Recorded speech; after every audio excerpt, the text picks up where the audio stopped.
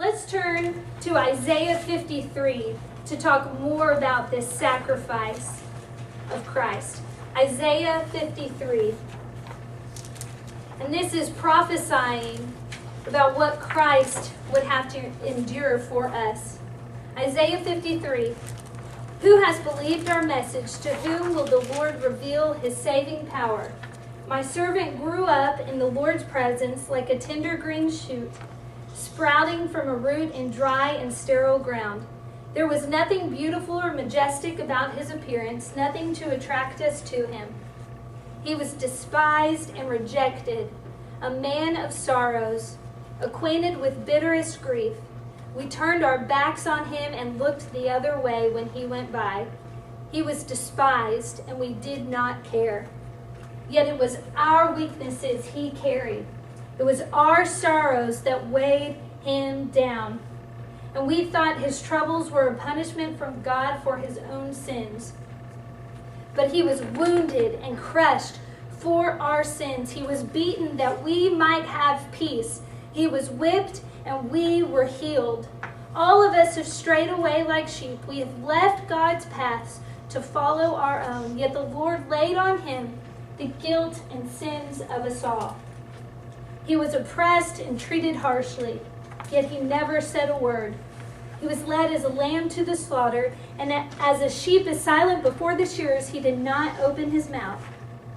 From prison and trial they led him away to his death. But who among the people realized that he was dying for their sins, that he was suffering for their punishment? He had done no wrong, and he never deceived anyone, but he was buried like a criminal. He was put in a rich man's grave. But it was the Lord's good plan to crush him and fill him with grief. Yet when his life is made an offering for sin, he will have a multitude of children, many heirs. He will enjoy a long life, and the Lord's plan will prosper in his hands. When he sees all that is accomplished by his anguish, he will be satisfied. And because of what he has experienced, my righteous servant will make it possible for many to be counted righteous, for he will bear all their sins. I will give him the honors of one who is mighty and great, because he exposed himself to death. He was counted among those who were sinners. He bore the sins of many and interceded for sinners. What a powerful passage. I kind of had to catch myself a couple of times. I felt like I was tearing up thinking about what Christ has done for us. And sorry, I don't know. I'm rarely emotional, but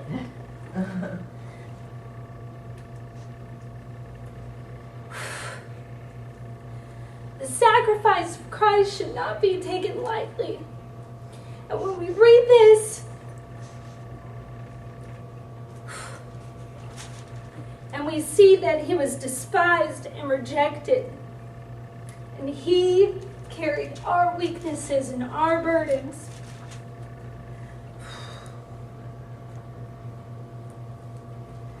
He was wounded and crushed and whipped for us. He was treated as a criminal.